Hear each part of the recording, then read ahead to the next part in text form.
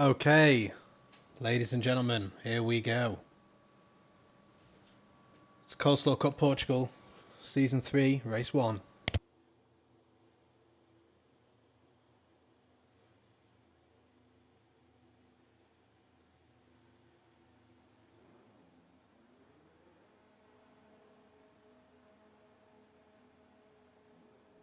I just gave the stream a little listen, so the audio is sounding fine. Quickly test the chat box, make sure that's all going fine.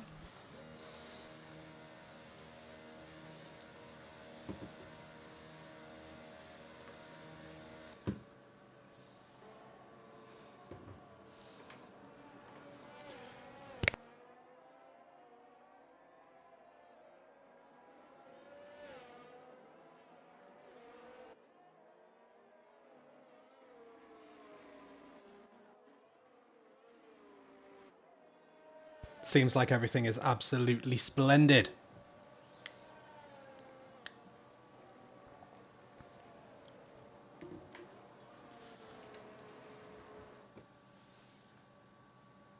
So we see the McLarens getting themselves a little muddled up.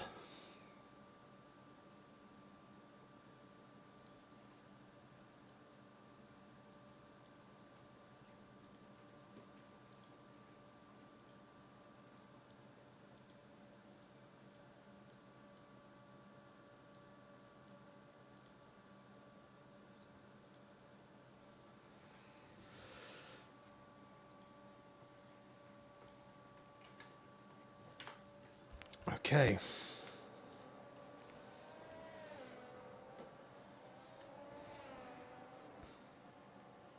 So, first ever qualifying session of this season. Going to be interesting to see who can set the tone for the remainder of the season. Shelley the Turtle starting his lap now.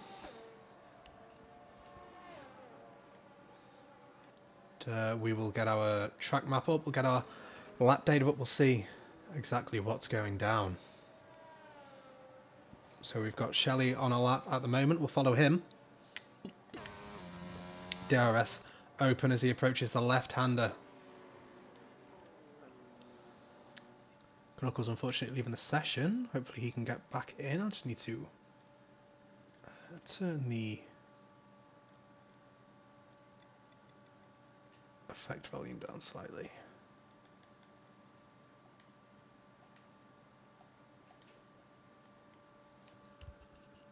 Right, awesome. That's good for me. Actually, that's probably a little bit too quiet on the stream, actually, so we'll leave it as it was. Just around there. As ADub sets the provisional pole time, a 1:18.2, Shelley's going to be approaching the line soon to see if he can beat that. Matt Rosie beating that already with a 1:17.4.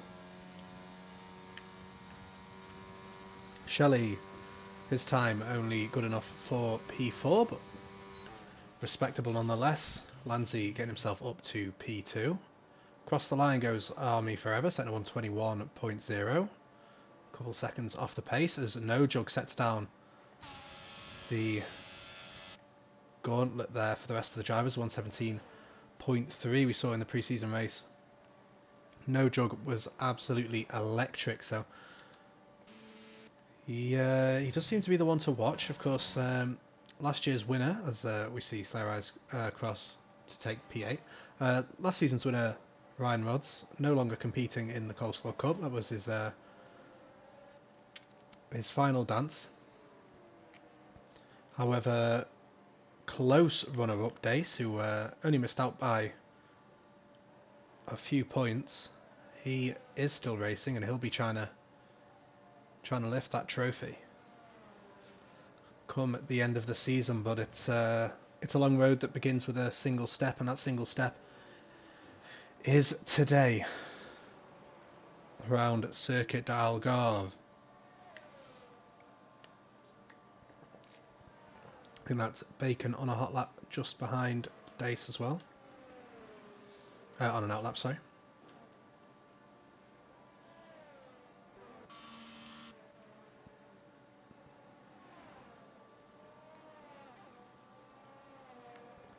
Luxuria Coleslaw seems to be hustling the car a little bit, although he's coming into the pits.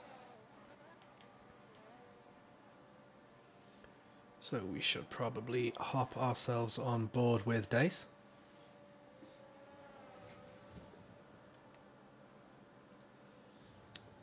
Yep, gotcha bacon.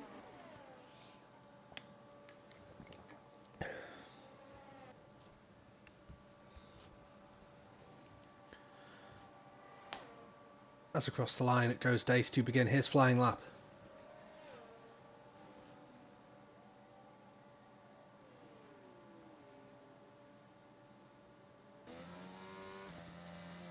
See, keeping it comfortably within track limits there. He left a little bit of time on the table, but I'd imagine this will be a banker lap from Dace.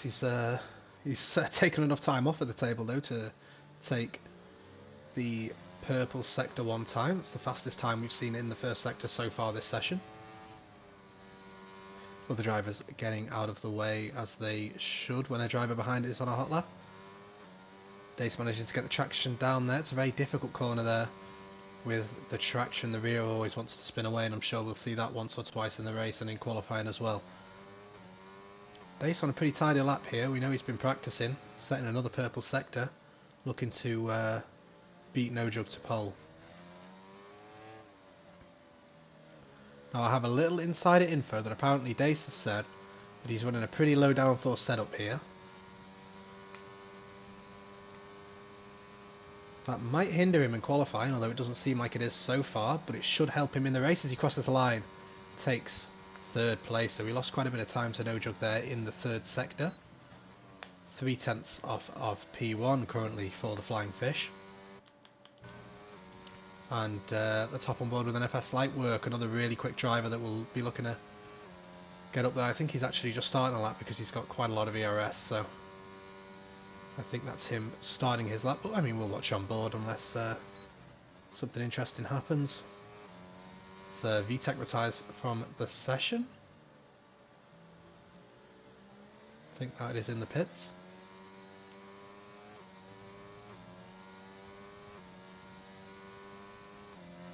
Knuckles managing to get back in the lobby. That's what we like to see. Lightwork seems to be going pretty quick. Obviously not quick enough to grab the purple first sector time quite, but again he'll be looking to put down a banker lap time, as that 148.9 is not representative. Getting a little bit caught on the curb there. You see the car squirming as he struggles for traction, but manages to get the power down. Taking a wide entry, trying to maximise his exit out of here as he sets a purple middle sector. Locking up a little into the left-hander. He's got to make sure he nails his exit from here though, because that's it. It's full throttle all the way to the line now. Keeping it tight through the final corner to minimise the run to the line. And what can he do here? He crosses the line, goes fourth fastest. Only half a tenth off of Dace's time. Decent lap there by Lightwork. We have Lanzi on a outlap as well. No Jug a little bit further behind him in the second sector, also on an outlap, with Matt Rosie just behind him as he moves over to let one of the Williams cars by. Now Lanzi does have a car in front of him here. It is a Williams. He's going to back off. Give them time to get themselves out of the way before he now launches out of the penultimate corner and onto the final corner. ERS flowing. DRS soon to be wide open as he crosses the line to begin his flying lap here. Around 5/10 off of provisional pole thus far, however they were banker laps, not necessarily fully representative of what the final lay shall be at the end of this session. It's hard to call who will be on pole really. It's certainly looking like a 5-car fight, possibly even, if Lanzi Lightwork can pull something out of the bag, as Lanzi sets a purple sector 1, so he's pulling something out of the bag so far. The Ferrari staying out of the way there. I think that was A-dub perhaps. And over the crest he goes into the left-hander, all flat uphill, and then this is a difficult break in. You want to try and take a wide line, clip in across the apex, taking a little bit of curbing on the exit. Lanty going purple again, absolutely flying is the Dutchman. If only there was a nickname we could call him. And through the final corner now, on the run up to the line, full power, stays to the right unlike Lightwork did on his flying lap. As Lanty crosses the line, what will it be? It will be P2 by just a half of a tenth. So it does look like the battle for pole is really heating up, and let's hop on with the provisional pole sitter No Jug here, who was also on a hot lap. He's going to stay tight to the right. He's over a tenth up on his time, it would seem, as he crosses the line. Nearly breaks into the 1:16s, but can't quite. That's a 1:17 flat. A very good time, though, by No Jug. What can Dace do about it? Settings the purple middle sector. Matt Rosie in P3 crosses the line, jumps up to P2 ahead of his teammate. A tenth off of No Jug.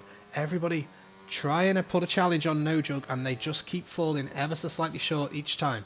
But can Dace overcome that gap? He's got to find over 6/10 here. It's a tall order, but he's a quick driver when he isn't spinning. Teehee.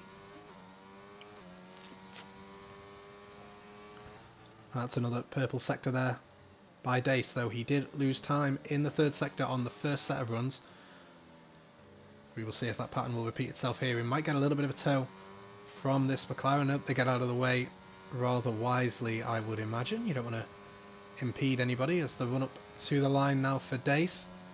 DRS opening just before the line. He crosses the line and can't improve upon his position. He can improve by 0.2 of a second, but that's not enough to elevate him up, as Lanzy is just 0.03 of a second ahead of him. Lightwork's in the pits. Matt Rosie on an in-lap, you'd imagine. No Jug in the pits as well. There can't be much long left of this session. As soon as that yellow flag from that Mercedes of Army Forever clears, we should be able to know. But there's around 5 minutes left. I'm going to guess 5 minutes, 5 seconds. Oh, I was 5 seconds off. Close margins. It's like the battle for pole.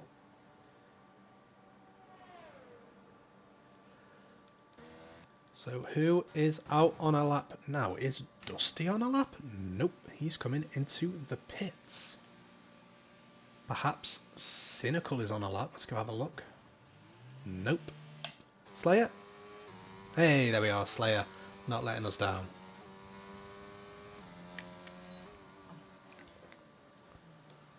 Struggling a little bit for the rotation there. Got a little bit of understeer. And then oversteer on the exit. Not great there from Slayer, and he has backed off because of that. So he will turn his ERS mode down to save battery and take it slow on his way to possibly just go straight away for another lap here. He's got only one car on track for company.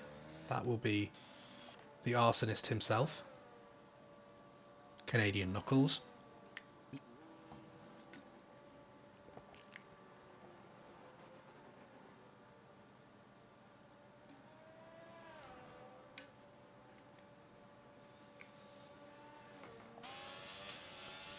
We will see if Slayer has started a new lap. Yes, he will.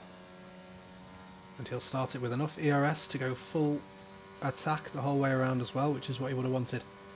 Knuckles starting the lap just behind him, but far enough behind that it won't interfere, and we hop on with Knuckles and we see the Alfa Romeo there staying well out of the way. I believe that was No Jug. Yeah, rather wise of him. Knuckles struggling a little bit for turning there. We'll hop back on with Slayer Eyes, who I completely missed them when I was scrolling up, and apparently he's just gone purple in Sector 1, so maybe the track is ramping up here. Maybe that's a glitch. Who knows? Maybe Slayer Eyes is going to set a 1:15. Okay, slightly ahead of myself with that one, perhaps. But let's see, we've got a few other drivers on the track now as well. A-Dub may actually be on a hot lap as well, because he doesn't have the out lap signifier next to his name. In fact, I think that's A-Dub at turn 1, just starting his lap. But we'll stay on board with Slayer for the time being, then we'll hop onto Knuckles as Cynical has left the session. Hopefully he gets back in before the conclusion of qualifying.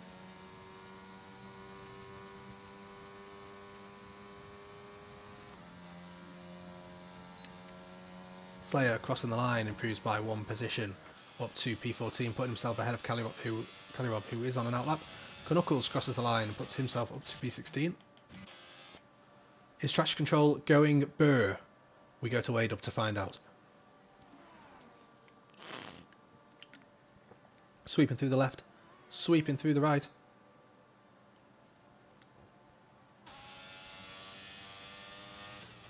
No Spinolas in sight.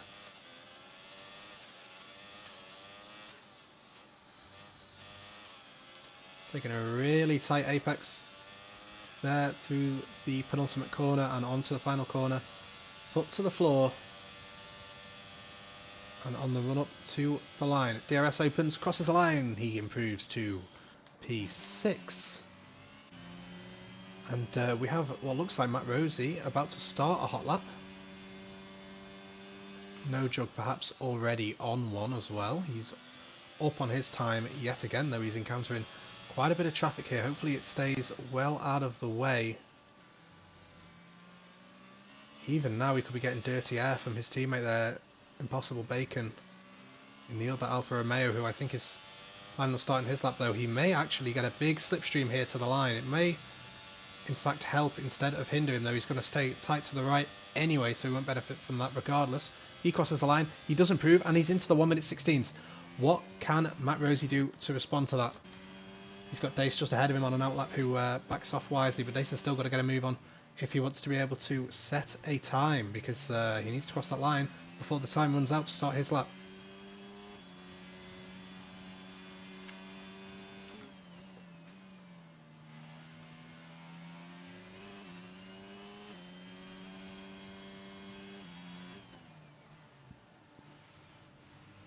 Oh, Matt Rosie has to turn out a little bit there.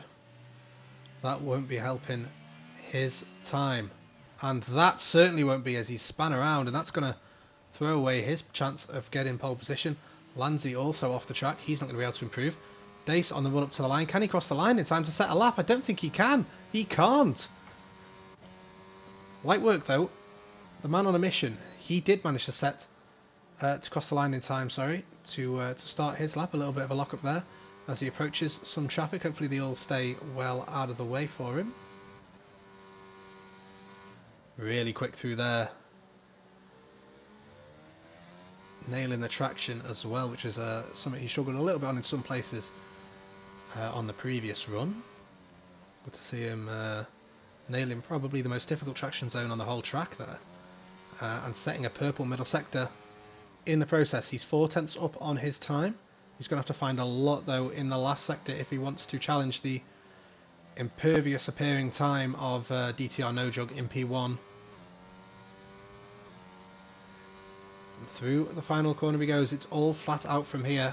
He's done all he can, but is all he can enough? Crosses the line. Only P3 for light work. It would seem that we've got a No Jug pole position here as Shelley is no longer on a lap. It looked like Sharia crossed track limits there, but he's gotten away with it. Though I'm not entirely sure if he's even on a hot lap at this point. Nope. Big lift off there reveals that. Slayer Eyes has also backed off, so this will be your starting grid, because I don't think there were any penalties there. So we've got DTR No Jug takes a fantastic, well-deserved pole position. Matt Rosie in P2 with light work in P3. Lanzi P4. The Flying Dutchman find himself on the second row with Championship runner-up from last season, Dace, only P5. Got a lot of work to do, but he does have that low drag setup apparently, so that should aid in helping him make some overtakes. A-Dub in P6, the Ferrari man. Traction control going burr enough to take him up to P6 ahead of Lusky in P7. I'm not going to try and pronounce that name, but he's in 8th. Shelley in 9th, and Sharia rounds off the top 10. We then have Impossible Bacon in the Alfa Romeo. P1 and P11 is the starting grid for the Alfa Romeo team. Scavney, Calirob, Cynical, Slayerized, Knuckles, VTEC, Hightower and Army rounding off the grid. Now we're going to try a shortcut here. I'm going to hit boom. I'm going to hit a button on my keyboard. Now we're going to see if that changed the stream. There's a delay, so I don't find out yet. Drum roll of anticipation. If it worked, then you were just staring at a graphic for the last 15 seconds.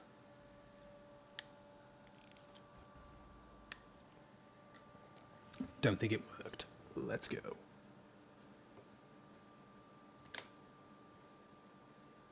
What if I turn studio mode off and then I go back? Let's see.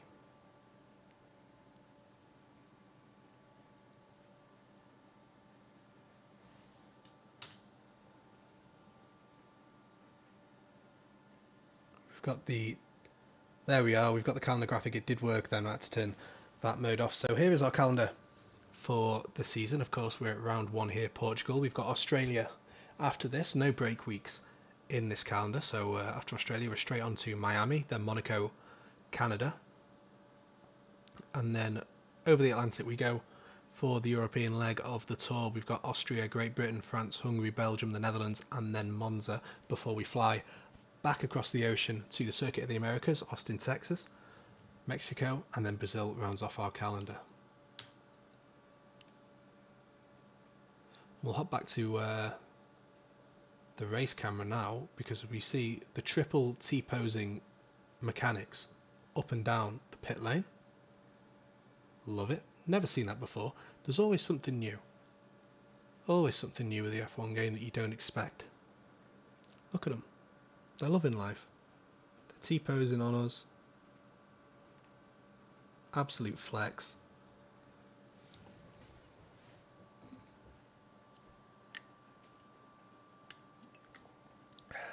Take a nice sip of my water. This Coleslaw Cup broadcast is brought to you by water, the healthiest energy drink.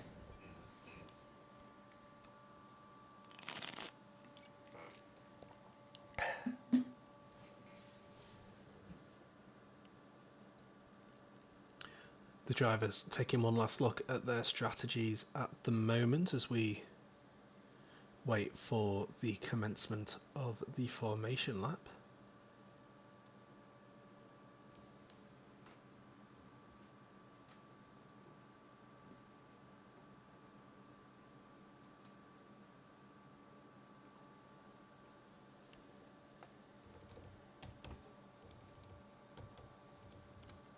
While we wait, let me just flex that with I can hit that button and then I can hit that button and a graphic comes up and then the graphic disappears.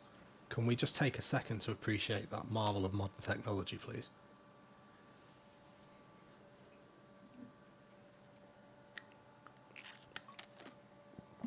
Yeah, there's not much to do to keep you entertained for the next 20 seconds.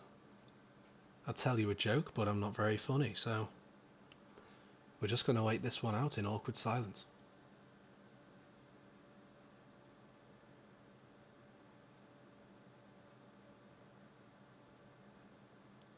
Shh.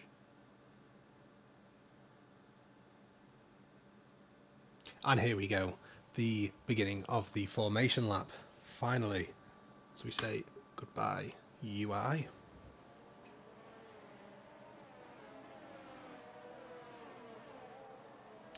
And I'm excited for the run up to turn 1. Portugal can always be a little bit chaotic with people going down the inside, people from the outside then swooping in to take the corner, perhaps clipping the front of the cars, the guys on the inside, and it can cause a little bit of chaos.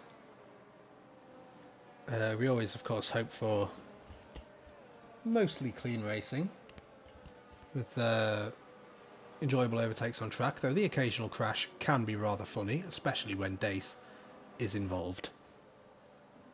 Must be said. And No Jug's gone for a little excursion. It's a good way to start.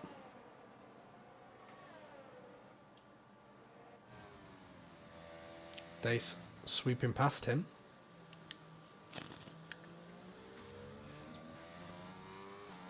Not how No Jug would have wanted this to begin, really, but it's only the formation lap, so if you're going to go flying off the track at any point, then it may as well be now.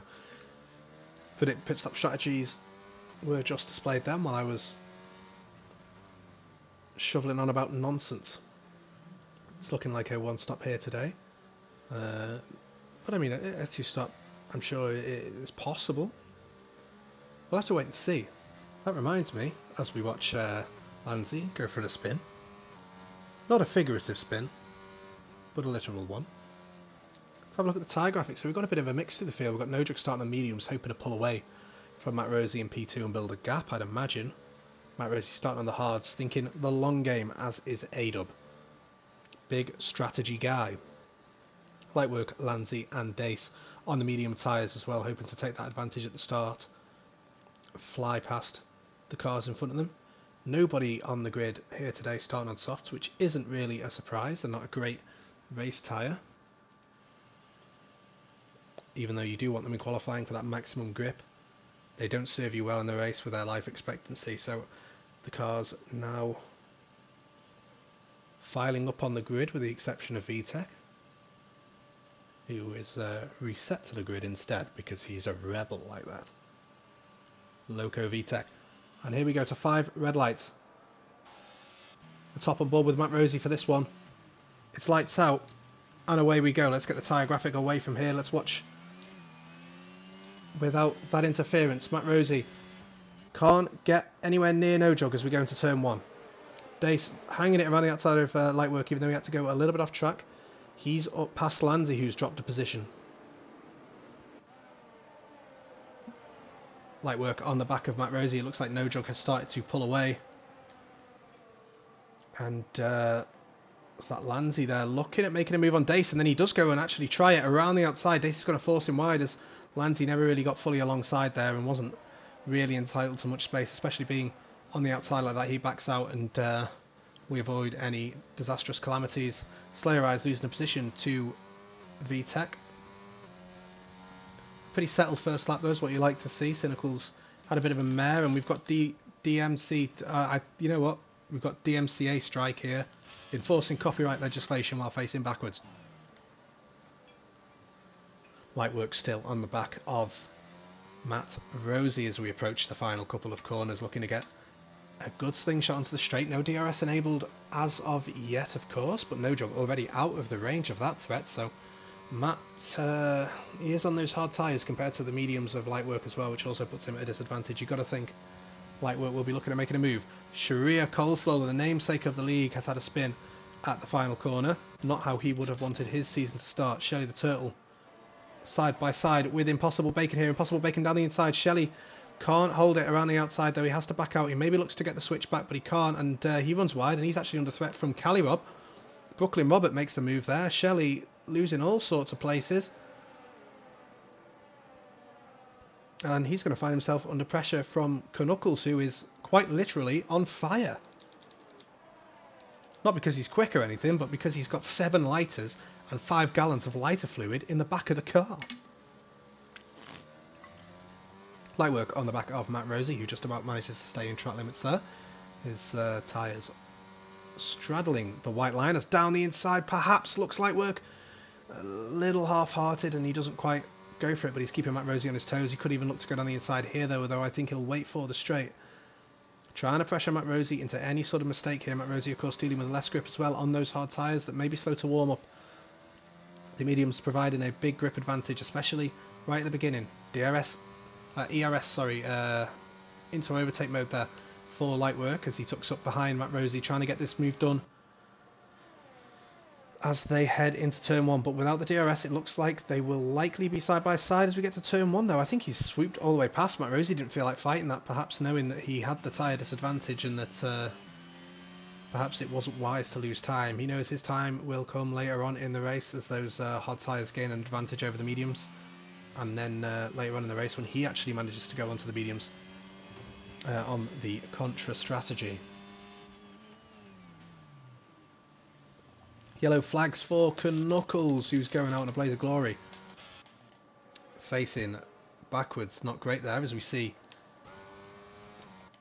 Army being overtaken. And yeah, not much of a fight there from Army. Ironically, there wasn't much defence force there from Army. Let's watch on with Lanzi as we watch this battle unfolding ahead. A little bit wide there from Dace, but nothing to be too concerned about as Lanzi focuses on trying to get his exit. Oh, he nearly gets a really good exit, but he just has to lift with a little bit of oversteer. That's going to let Dace swim away, which is the only time Dace will do any swimming because he can't swim. DRS, of course, now enabled. No Jug has well and truly checked out in P1. The greatest threat to No Jug at the moment, I think, is No Jug. Honestly, nobody else really getting anywhere near him, as we'll hop over to Coleslaw, who might be looking to make a move here on Cynical. We'll hop back up to Dace and Co if the circumstances require it. And we watch that overtake there from Coleslaw down the inside. Pretty easy on Cynical there. Not much Cynical could do without any DRS to defend with. The DRS pretty powerful here, as is the length of that pit straight. Really not much you can do in a situation where a driver behind has the DRS and you do not.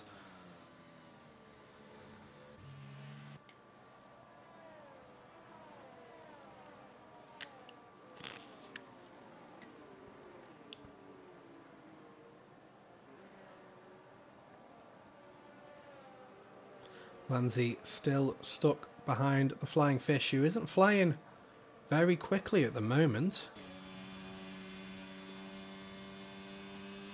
Not having the pace he would have hoped for after how close he got to glory last season, but there's a long road ahead of us both in this race and in the season as Lanzi moves to the outside now, trying to make the move around the outside of Dace. Can he hold it in there? Dace says, you're not having the room on the outside. Lanzi says, okay, I'll just tuck back in behind you. But he can't look to make a move just yet. He's still all over the back of Dace, though, is the Dutchman.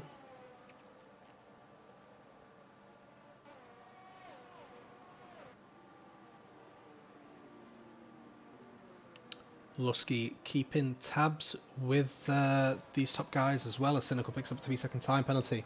Multiple warnings on track limits. But yeah, Dusty, the silent threat in the background.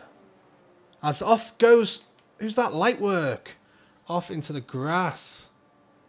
He's made hard work of that corner and found himself off into the grass, as he might lose the position here to Calirob as well. Of course, with the hot tyres, he'll be struggling for grip. Calirob goes around the outside, which then will turn to the inside of this corner. Still side by side though. Lightwork putting up a fight, and Calirob ends up tucking back in behind Lightwork, who is still likely struggling a little bit from those tyre temps. Calirob going to have the opportunity to utilise the DRS here. Lightwork seems to be just out of range of Impossible Bacon's DRS as well, so he may not be able to defend from Calirob here.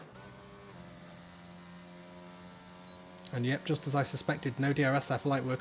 Calirob does have the DRS, though he was a little bit further behind, but he does manage to move it now to the outside. Looks to make the move around the outside, but isn't alongside enough come the end of braking.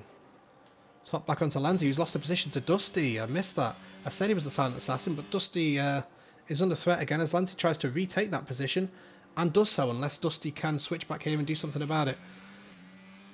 Has to bear the sight of that Oracle branded rear wing though, as Lanzi makes that stick, though importantly he's lost the DRS now to Dace ahead, and he'll need to push if he wants to catch up.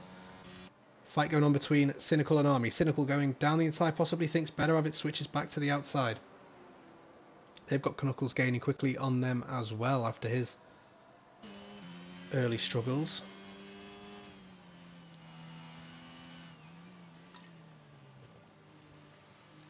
Army struggling to get the car turned in there as well. Could put him on the back foot here as he goes defensive to the inside. Around the outside swoops Cynical, which will turn to the inside. Army's still there though on the outside. And by the outside I mean outside of the track limits. I don't know where he's going there. He's ended up in Spain. And he's going to find himself under pressure from Knuckles, and he loses another position. Let's hop back up to the front though. Dace right on the back of Matt Rosie as we make our way through the meandering beginning of the first sector.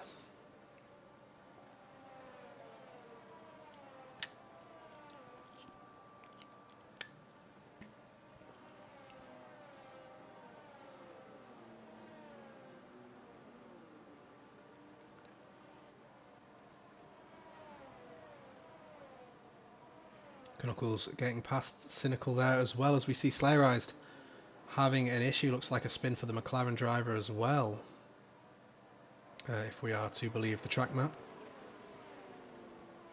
which I would believe, as out of the many things that go wrong in this game, the track map is not one of them.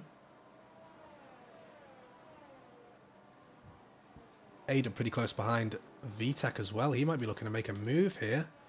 There's fighting going on all over the place. It's hard to know exactly where to look. Though I think we'd be foolish to not go up to the front. Pay attention to this little battle here involving Dace, Matt Rosie coming down the straight. Quite a gap between them. And Lanzi has managed to forge his way back through that gap, so I'm going to imagine it was a mistake that led to him being passed by Dusty Lusky, as he does not seem to have the pace to match Lanzi at the moment. And Lanzi does seem to have a pace advantage over even Dace, so yeah, Lanzi could be on for trying to charge for P2 here.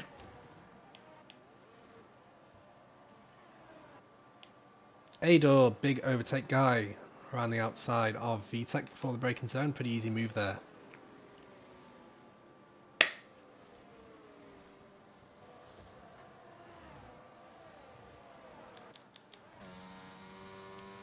Dace in P3 keeping tabs with Matt Rosie for the time being, but Matt Rosie of course on the harder compound tyre, so if he can keep Dace behind while Dace is on the mediums, Dace is going to burn through his advantage, and they're going to be on level playing field with Rosie ahead, and that'll be advantage Matt Rosie. So Dace will be wanting to get past sometime soon, as we see Army Forever losing it at that corner that I did highlight as a difficult one, especially on traction. Very easy to lose it there as Dace closes up to the back of Matt Rosie, but not quite enough to think about making a move, and he's low on ERS as well now.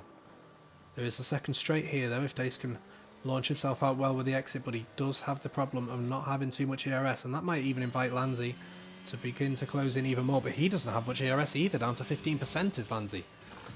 By the time we get halfway down that straight, he'll recover a little bit in the braking zone, but not too much. Whereas Matt Rosie sits pretty comfortably on around 45%, so Dace might need to do a little bit of harvesting here, even though he is desperate to push now and use everything now to try and get past, but if that's not enough, he leaves himself in a difficult scenario. A little mistake as well from Lanzi, it would seem, from the deltas, as he loses a little bit of time. A-Dub making his way past Scavney, that would seem. Scavney tries to come back at him, but nothing he can do there. Coleslaw making his way past High Tower as well, so a few overtakes happening throughout the field now as the quicker drivers that made mistakes at the beginning and dropped down the order begin to claw their way back to where they belong more on pure pace.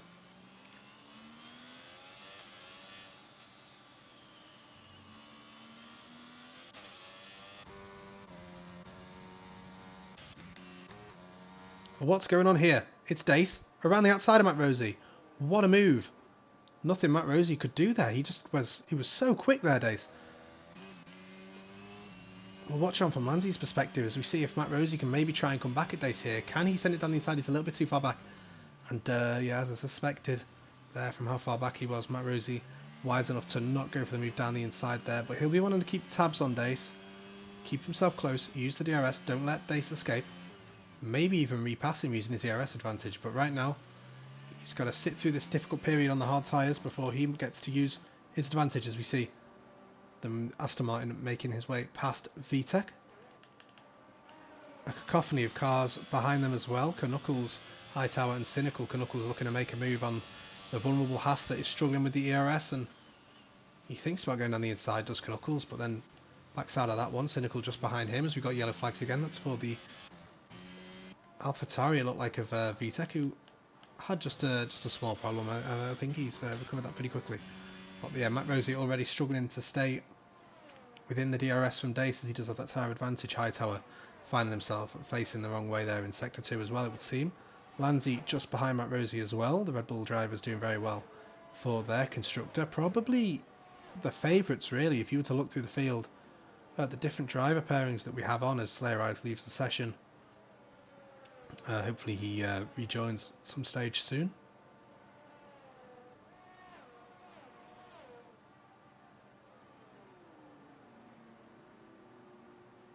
And that's A-Dub off there at turn 1, approaching turn 2.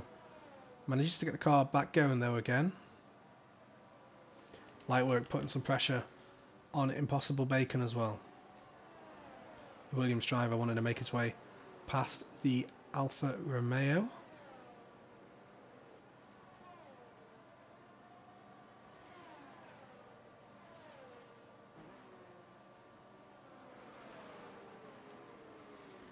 That gap staying pretty low as we approach the DRS straight, and Bacon won't have any DRS to defend with, so we could be looking at a move here by the Williams driver.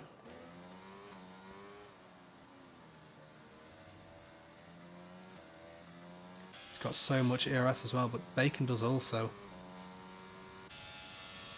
Both of them being very cautious with how they use it as well.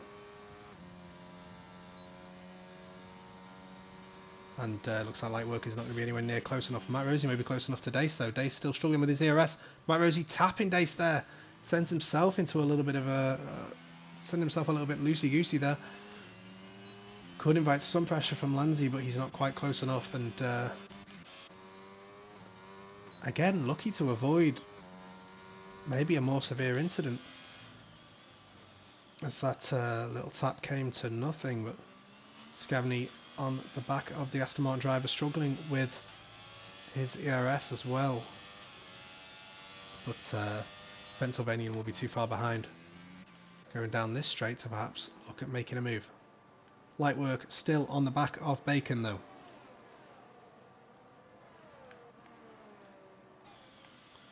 POV, your Bacon.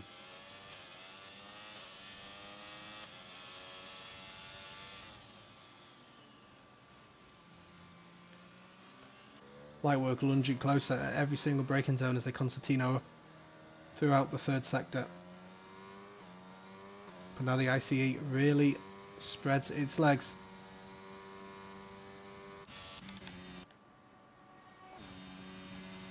Lanzi still keeping in touch with his teammate ahead as well. And yeah, it just seems Bacon gets really good drive out of that corner. Really nails the exit and manages to evade the pressure, but he may not find himself evading the pressure. Down this straight. DRS and the ERS combination there for Lightwork as he moves to the outside. Trying to go clean around the outside of Bacon, who leaves him the space there on the outside. They're still side by side, but it looks like it's advantage Lightwork. And Lightwork is going to get that move done. Can Bacon try and come back at him into the next couple of corners? It seems unlikely, and it is unlikely as it doesn't occur. Bacon still right on the back of Lightwork though. If he wants to re-overtake him, he more than likely has to do it soon, as Lightwork did seem to have a pace advantage over him. Matt Rosie still on the back of Dace, and this time it could be trouble for Dace because Matt Rosie is right up behind him, only 2/10 separating the two drivers, and Dace into the pits. That might trigger some pit stops as off goes a Haas car. Manages to recover it.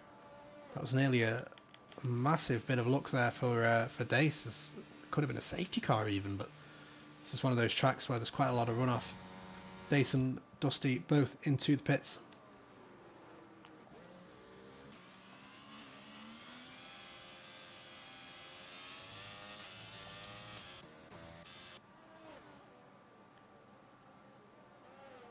Dace coming out in P 9 with a couple seconds ahead of him as well of clean air, so he can really get his foot down on those hard tyres. That will take a little while to warm up. Ada picking up a 3-second time penalty for track limits. Sharia Coleslaw into the pits as well.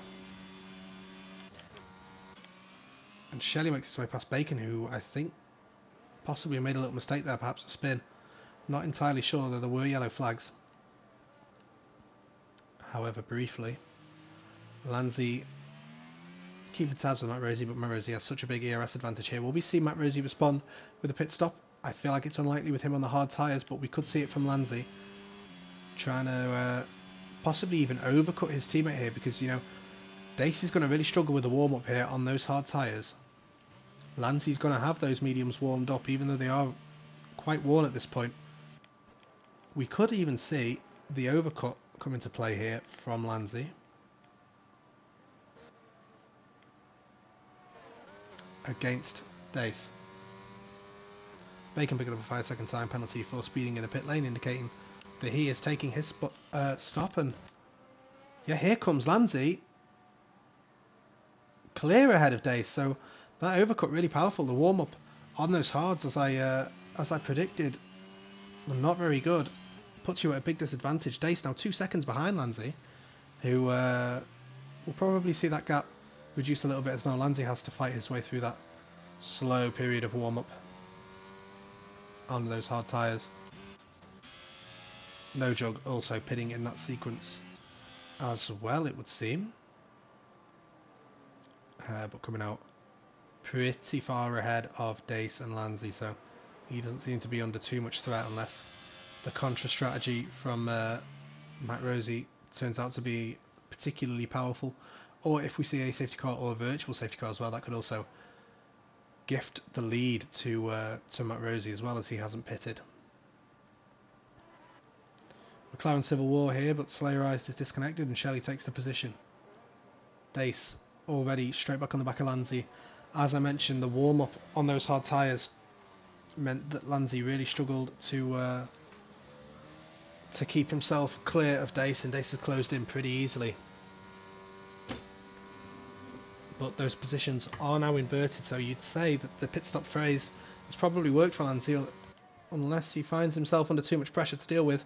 Down the straight, Dace with the overspeed, looks to the inside, can't quite get himself close enough to make a lunge, but he's going to be right on the back of Lanzi now as we approach the second DRS zone. It's a spin there as well. Hopefully not from Matt Rosie, though it looks like it is from Matt Rosie. Yes, Matt Rosie span, that's not good. I thought it was Matt Rosie. That's a shame. That's a shame. I was really hoping to see how the contra strategy would play out. We'll see how much time he's lost. About 8 seconds there, it seems. It's not great, as we see a McLaren round as well of Slayerized, who did manage to rejoin.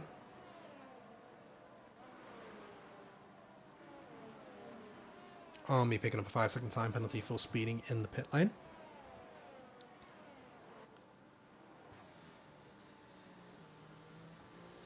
Adam as well has pulled himself into contention in this little battle as well, and Lanzi really struggling on those hard tyres.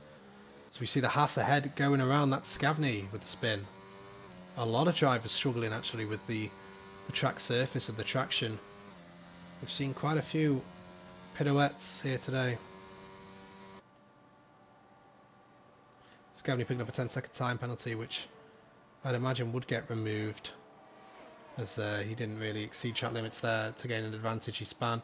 Lightwork picking up the fastest lap of the race, as well as he reminds us that he is here and he is quick.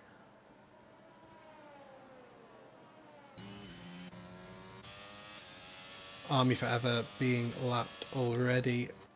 Dace still not able to gain enough ground on Lanzi. And there's a spin from the Mercedes of Army Forever. Probably giving Lightwork quite the fright as Slayerized comes into the pits. Hopefully not to retire, though that is a possibility. I think hopefully he'll carry on with a fresh set of tyres. Could Matt Rosie finally be in here? Nope, he's going to continue on. No Jug, not really gaining too much on him actually. Not as much as you could possibly have expected anyway. Porpoising a little through that final corner. Dace within half a second of Lanzi for what feels like an eternity. Could this finally be the time that he gets past Lanzi's DRS light blinking, showing us that he does have less than 10% battery? However, it seems that Dace won't be close enough. Lightwork will be close enough though to make his way past VTEC with an easy DRS pass, and that's Dace who's got into the back of Lanzi. Massive damage on Dace. And I missed that, unfortunately. That is, as soon as I cut away, he was so far behind Lanzi that I never expected them to battle, let alone crash. I think Dace has just ploughed straight into the rear of Lanzi there, it would seem. And Dace with essentially no front wing at all. Lanzi needs to find his way past Dace. It was going to be awfully slow, and Lanzi's losing hand over fist here. Stuck behind Dace. He needs to get past. Dace is going to be struggling so much with the understeer. Without a front wing, he needs to find his way past us, Lanzi. The nature of this part of the circuit, it's just so tight and close that it can be difficult. Dace washing wide a little bit as the Williams Lightwork also makes its way past. Lightwork now right on the back of Lanzi after Lanzi got slowed down by the impromptu Mercedes-shaped safety car on the track of Dace. VTEC finding the same issue here as well, though he can probably just keep it tight to the inside now and watch Dace wash out wide. Yep, there he goes. Tucked up right behind Lanzi is Lightwork, and that's an easy pass for the DRS. Nothing Lanzi can do there. He needed to have gotten past Dace so much more quickly than he did. Matt Rosie coming out now and spinning immediately. Looked like he possibly got tagged by a car there as well. This race has been bonkers, bonkers, bananas, mental. Mental, chicken oriental. It's been absolutely crazy. Matt Rosie, 2 spins has taken him from possibly even trying to get a win on a contra strategy to now find himself battling for P8 with Calirob. Not great there as Dusty now finds himself on the back of VTEC, looking to make a move for P6.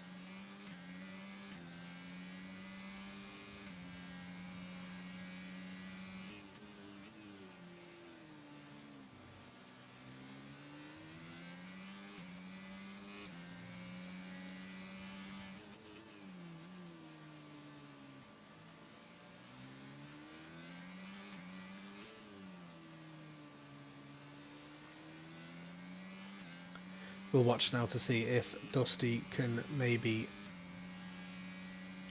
mount an attack here on VTEC, as we see A-Dub finally pitting, VTEC doing the same, so Dusty won't have to bother making the pass, though he will get the free helping of DRS to help him on his way.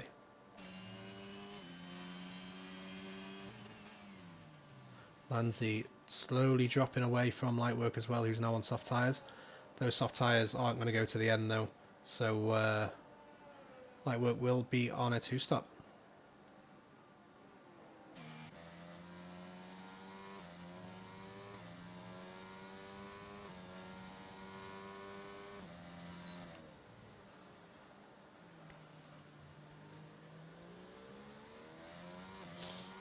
Dace getting past Scavney as Scavney pits as well and comes out just ahead of Sharia Coleslaw, though Coleslaw finds his way past on those already heated up tyres. As you see a spin there from Matt Rosie, who's the pace has been there, but the clean, consistency has just not been there at all. We've seen so many spins. Scavney spins into the wall there, picks up a lot of damage. What is going on around the circuit Algarve? I think we're going to have a few angry drivers in the chat after this one complaining about the track selection, because it's not worked out well for a lot of the guys out there, but that's all part of the challenge. If it's a difficult track to lose the to not lose the rear end on, then if you could be a driver like No Jug who hasn't made that mistake, you can gain massively, and that's what's happened here. Is he's so comfortably out in front, and Matt Rosie with tyres in the pit lane. He's had enough of it, I think. Unfortunate there for Matt Rosie. You'd like to see him continue on, because he could definitely still get some good points here, and yeah, you've got to enter damage limitation mode in situations like this. Gavney limping back to the pits with damage as well. You've got to enter damage limitation here. Only if you only get a few points, a little handful of points, that is so much better than getting none at all. So that's a shame there for Matt Rosie, but completely understandable after you go from essentially a guaranteed podium to being in the lower reaches of the standings after making those mistakes. And especially when you make the mistakes yourself, that's when it's the most infuriating, because you know you've got no one to blame other than yourself. And I'm sure Matt Rosie knows that, but he certainly has the potential to bounce back. And it's the beginning of a very long season, so I'm sure this won't be the last time we see Matt Rosie fighting at the front. And hopefully it'll be the last time we see him making those mistakes.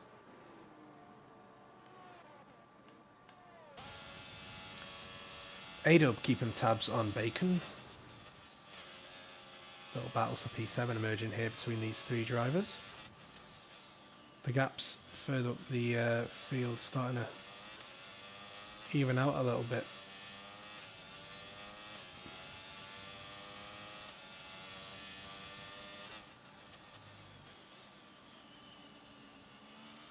Bacon could be under some pressure from A-Dub actually, as A-Dub tries to get a better exit, but Bacon manages to pull away rather easily there, so nothing comes of that one. As Bacon nearly loses it there again, that traction zone is so difficult. Good catch there by Bacon. You could see from the onboard of A-Dub that rear end stepping out as Bacon got on the power.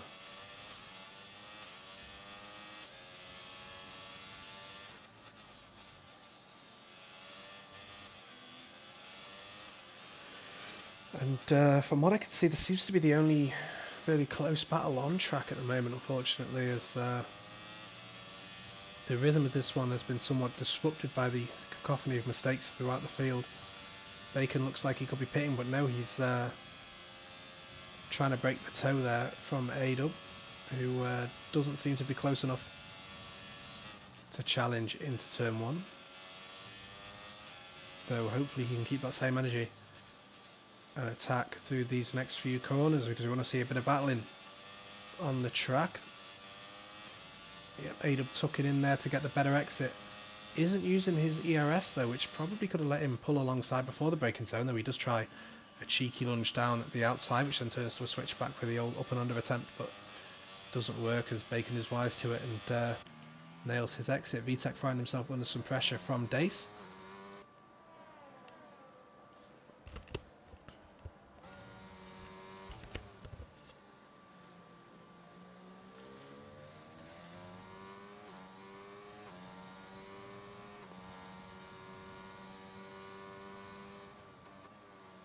Dace looking to get past that AlphaTauri driver as he attempts to recover after what's been, I'd say, a difficult race, but most of the race has gone very swimmingly for Dace. But that one mistake, that one incident with Lanzi, which I'm sure we'll hear all about post-race, especially if Lanzi keeps that P3 position and hops into the interviews. This A-Dub Impossible Bacon battle still ongoing. Dace looks like he may get past VTech rather easily here, but he has to back out. He doesn't want to risk going down the inside there and perhaps getting spun around. The top back up to A-Dub though, and Bacon. A-Dub is using his ERS this time, but Bacon does have the DRS from the Aston Martin ahead to try and defend us. Down the inside goes A-Dub. The Ferrari goes brr, and A-Dub makes that move. VTech under pressure from Dace, and Dace gets past there without too much resistance. Bacon coming back at A-Dub now though as we approach the two fast right-handers. A-Dub still on the outside, Bacon on the inside. A-Dub still there trying to hold it around the outside. Who gets the better traction? They're still side by side. It looks like it may be A-Dub, but then Bacon comes back at him as they approach the medium speed. And still side by side here. A-Dub looks to tuck back in alongside and under and get the exit to challenge Bacon as he dips back under. So close there from A-Dub against the back of Impossible Bacon. They're still side by side. Bacon has the lead for now, but I would imagine Ada was going to get the DRS here as they have crossed the DRS section line shortly. Lightwork pulling into the pits as well. We've got a crash at the end of the second straight, but this is way more entertaining than any wreckage right now. As to the outside goes Ada. This should be a pretty easy move for him, you would think, but Bacon's still there on the inside. Ada has to run wide. And he does take the position still. Possibly a little debate over whether that should count if you have to run off the track afterwards, but doesn't look like Bacon's going to be able to come back at him, as is the ERS situation between those two drivers. The Aston Martin driver here with a fish helmet, not driving like Dace, as he doesn't seem to be making many mistakes, and he's all over the back of Lightwork for P6.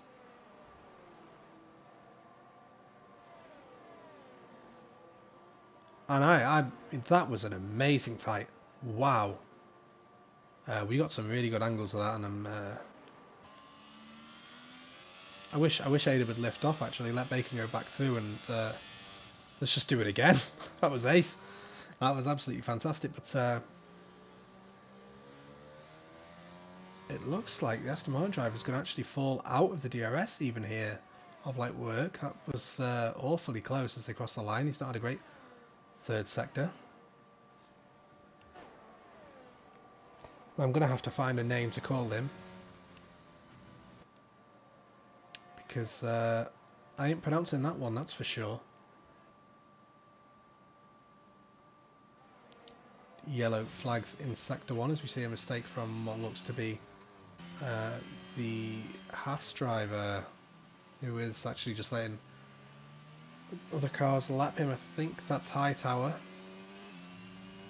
Scavney a little bit further up the road, but he has already been lapped as well, possibly by No Jug. No, I don't think he has. Oh yeah, he has. Okay, No Jug so far ahead. 21 seconds clear of Lanzi, who finds himself in no man's land with Dusty 5 seconds behind him. Also in no man's land with Kelly Robb 6 seconds behind him. Also in no man's land with Shelley 3 seconds behind him. Also in no man's land with Lightwork 5 seconds behind him. And we see a spin there. It's Scavney who's mowing the grass. Picking up more time penalties as well for the time that he's spending off the track. Lightwork setting the fastest lap of the race so far. He's keeping that pace strong.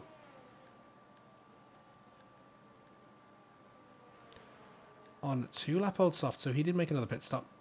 I'm sure I possibly shouted out at the time. I just didn't fully register, but yeah, he is on fresh softs again. So Slayerized finds himself off in the grass, not where he'd want to be.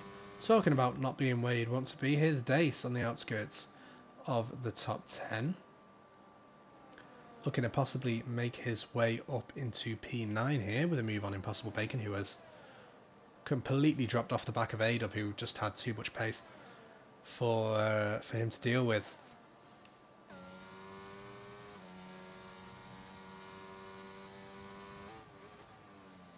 But Dace will certainly want to be getting every single point that he can. He's not giving up on the title fight after just one bad race, nor should he. Only 5 laps remaining though, so he does need to make sure he can get this move done pretty soon. Though I think the pressure is most certainly on Bacon here in this scenario, as he's gonna really struggle to keep that Mercedes behind him.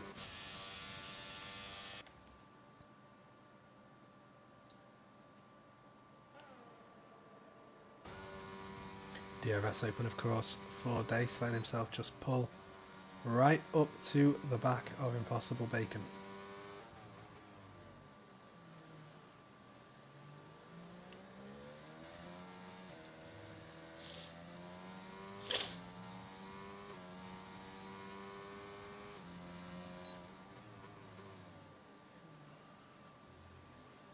Dace still all over the back of Bacon, but not quite close enough down the DRS straights there to make a move. He will want to just sit behind and conserve some ERS if he's been smart about this, especially with the DRS assistance. Bacon struggling though, and Dace could pounce on this mistake. To the outside he goes. He could be clean around the outside as they swoop into the left-hander. Bacon may try and hold it, but I don't think there's much he can do there with a tyre disadvantage as well. Scavney picking up another time penalty.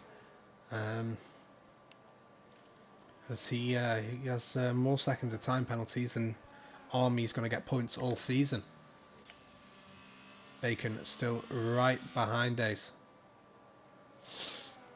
Could look to come back at him using the DRS, but I think that might be a little bit of a pipe dream for Bacon, as he's really struggling for the pace. Cynical find himself overtaken by Slayer through his own mistake.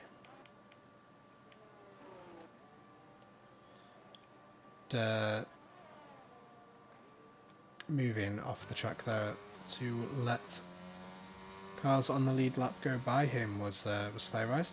Shelley the Turtle here with a good drive though in P5, though he's going to struggle to maintain that against Lightwork, who's closing in on brand new soft tyres.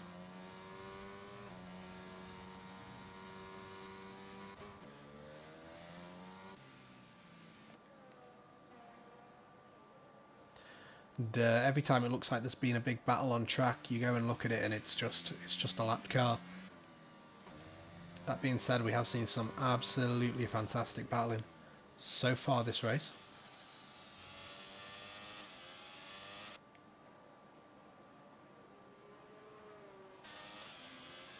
A-Dub looking to close in on the Aston Martin driver ahead of him.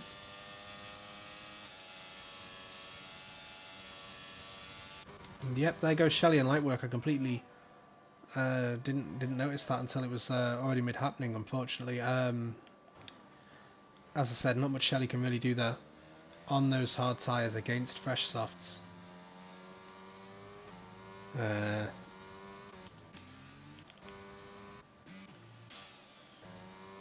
I know I'm harsh to most drivers really, Shelley especially, but I don't think even I can find an excuse to make a comment there to Shelley, because there's really nothing you can do in that scenario. When the tyre advantage is that great, you are just a sitting duck as Scavney picks up another 3-second time penalty.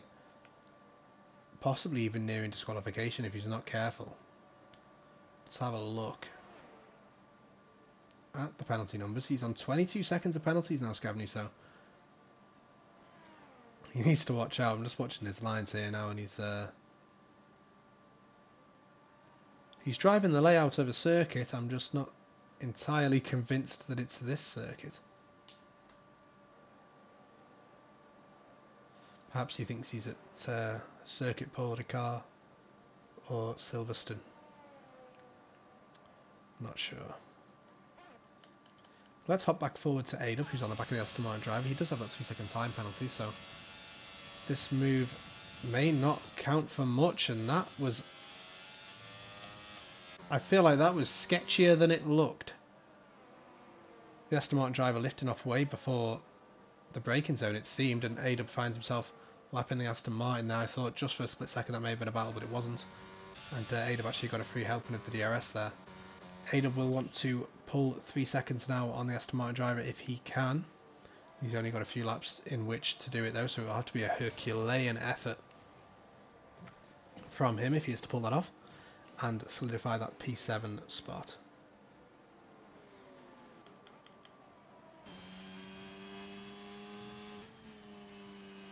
Got cars all over the place, taking all sorts of different lines.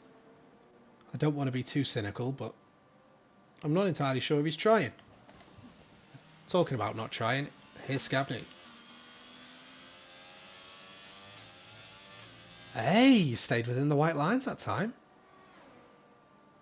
Round of applause.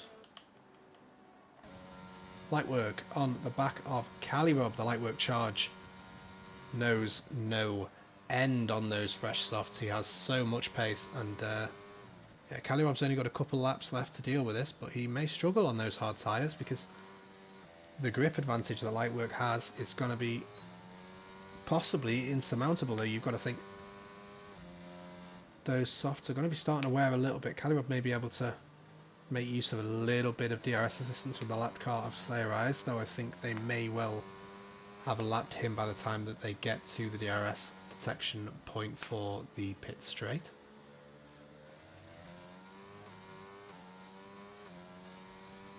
Scavney picking up another 3-second time penalty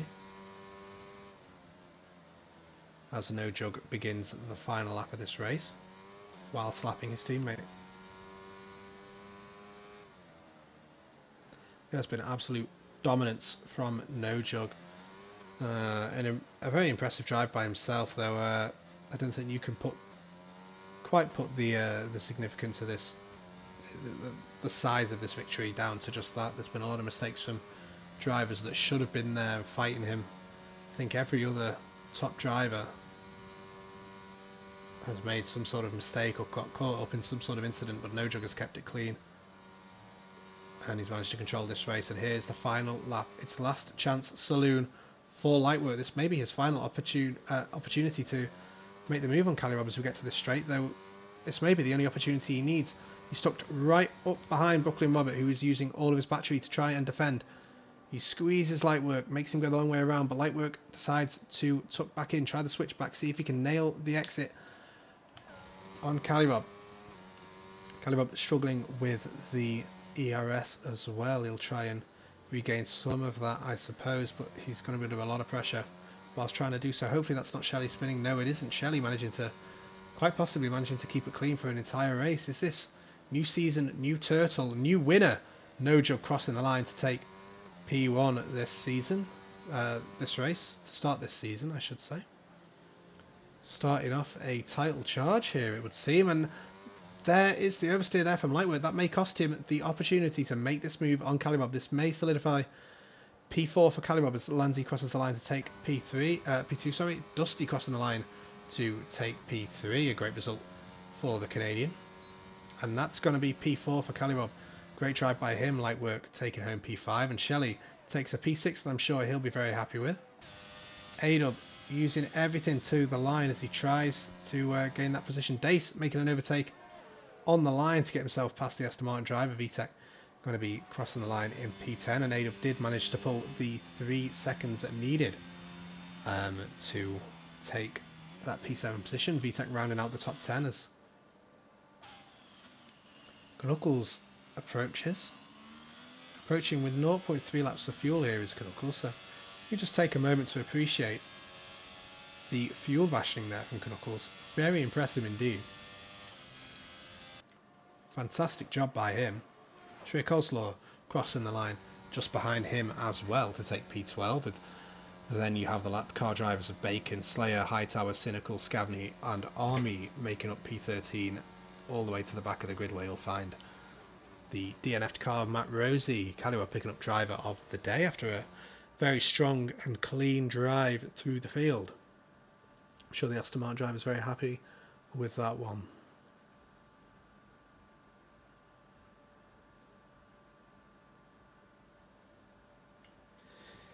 We may be looking at getting some interviews going here now. Of course, we had Lanzi, Dusty, and of course No Jug taking the podium positions.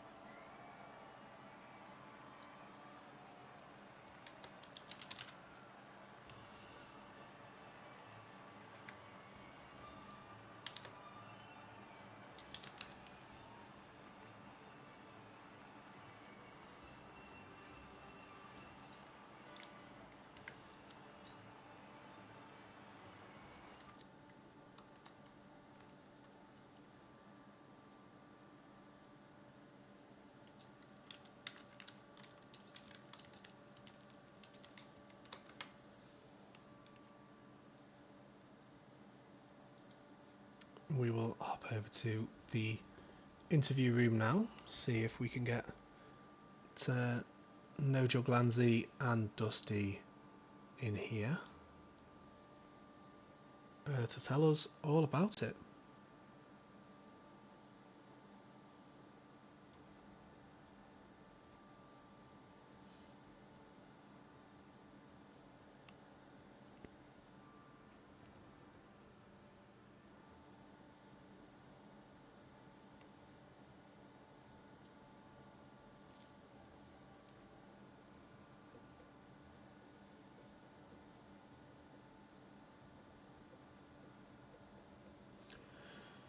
Just waiting on those guys to hop in. I'm sure they're taking a moment to possibly have a drink and gather their thoughts after a very demanding 33 laps here of the Portuguese Grand Prix.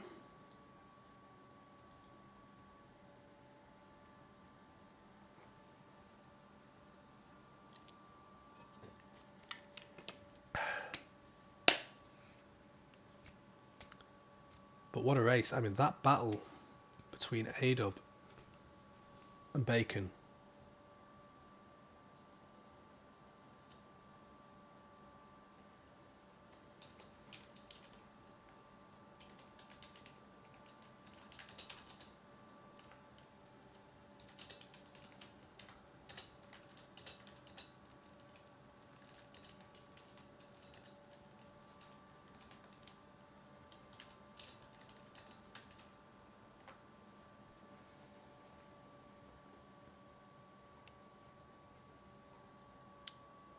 And we have Lanzi here, so we'll bring Lanzi into the commentary box to see if he's got a few words when he's ready.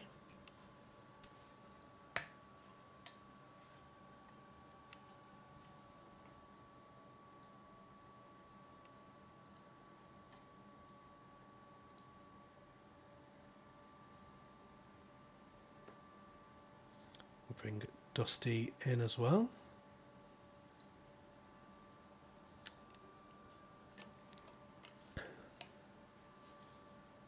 And yeah, feel free to unmute when you're ready, guys.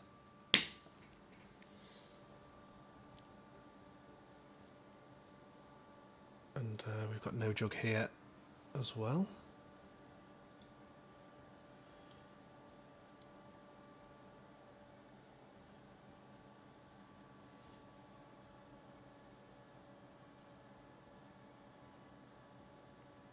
Ah, okay. We've got a little issue with the permissions. We'll fix that. Hopefully us being in the interview room fixes that. Yep. Okay, awesome. We'll have to look at that. Just teething problems. Yeah, Lanzi, are you ready to go? Sweet. Firstly, congrats on P2, but what the heck happened with Dace? So I hit the curb at turn 1 wrong, so I was out of control. I caught it, and then Dace ran into the back of me. So, unfortunately, that was this race. Got me underbody damage, but it was manageable for me. Well, I was just watching you go down the straight, and I thought, they're too far apart for anything to happen. I'll go watch somewhere else. Yeah. And then I cut back, and Dace has got no front wing. And I'm like, yeah. I was let very you out of my unfortunate. sight for 20 seconds, Dace. You lose your bloody front wing. Oh, no, that was very eventful, wasn't it? You didn't think, barring that, you managed to get through that without many mistakes. There was so many mistakes from the top guys out there today, apart from No Jug. Yeah. It was the pace was okay, but No Jug was definitely on another level, and the rest I was chilling in the DRS train. And yeah, Matt Rosie and Lightwood both made mistakes, so it helped me quite a bit for sure. Yeah, I mean, Matt Rosie looked to have at least P2 in the bag, and then 3 or 4 spins he had that was out of nowhere. He spun on his cold mediums when he came out of the pits, so that set him back. He came out right in front of me, and then he spun immediately, so that was very unfortunate for him. And yeah, from there on, went downward for him, I think. Yeah, that's yeah, a few mistakes in there, but you got to be there to take advantage. And Dusty, are you here? Speaking of people I am here. that took advantage of mistakes, I think I only said your name twice the entire race. Yeah, it was pretty boring, wasn't it? You were just there, and then you were there but further forward, and you Yeah, were third. yeah, yeah. The stars aligned on that one. Um, I was not fast enough for third, but I didn't make any mistakes, so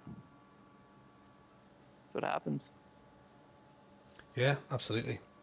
So many mistakes from the front guys, barring No Jug, who we'll get to shortly, saving the best till last. But do you have any thoughts on that race at all, Dusty? Anything you can pick out as particularly interesting from what you saw, or was it just head Oh, down and? well, no, it was pretty boring. Hence why you didn't commentate on me very often. So I was like 5 seconds behind Lanzi and 5 seconds in front of the other guys. At the end, it got a little bit interesting because Kelly, Rob, and Lucas were catching me pretty quickly, but I was also saving a lot of my ERS just to make sure that if they did catch me, I'd be able to hold them off the best I could. So Yeah, I suppose that's the luxury of not being under pressure. Lightwork was flying near the end there on those fresh softs. But yeah, yeah, you had that in the bag. yeah, it was. I was shocked when he went to softs, but I mean, I think I think he would have had a guaranteed podium had he done a normal strategy. But it was kind of cool to see him try and do something different, right? So Yeah, it certainly made it interesting because pretty much everybody else went with the same strategy of the hards and the mediums. yeah, yeah. So when he went out on softs originally, I was like, okay, well, I have a chance at a podium now. So Yeah. Finally moving on to No Jug, if you're here. Yeah, I'm here. Congratulations, man. Thank you, appreciate that. Yeah, you were. I mean, you were absolutely controlling the pre-season race a couple of days ago, and this time you didn't make a mistake, and that was like Lewis Hamilton a few years ago. Levels of dominance, about 20 seconds you won by in the end there. Just talk me through what was the race like for you? Oh, it was good. Just keep my head down, limiting mistakes, and honestly, I felt like the pace was pretty good today. So, not too much to speak of. It was get a jump, and once I saw the gap I had, I just thought to myself, I got to bring the car home and not do anything too crazy. So, overall, happy with the result, definitely, and yeah. Yeah, it was a great drive. Did you ever feel at any point like anyone was any sort of threat to you, or after you finished that first lap and had that gap, was it just this is it? Well, I know a couple drivers on the grid are definitely a threat, and they will be a threat throughout the season. Both the Red Bulls, I think, are quick drivers, and Dace as well, obviously. But just some unfortunate things happened for them today, I think, and weren't able to get in a fight. But I think in the future we'll definitely see some back and forths. Yeah, I think we're set up for a pretty interesting season. I think Dace is going to be back up there challenging for wins as soon as the next race. And yeah, what do you think? Do you think this will be a close championship fight? Because I certainly think you're possibly even the favourite for it after that race. Yeah, I think so. I think I mean if quali says anything, quali was pretty close. So it's all one in the race. So we'll just have to see who's got the most consistency and the most race pace at the end of the day. But from what I did see with the times, it was looking pretty good. And yeah, I think it'll be a close one this season. Yeah, I certainly hope so because it's very entertaining to watch. I think that'll conclude everything for today's race. So thank you everybody for watching. It was incredibly entertaining. Very much enjoyed it, and I hope you'll join us next week for the Australian Grand Prix.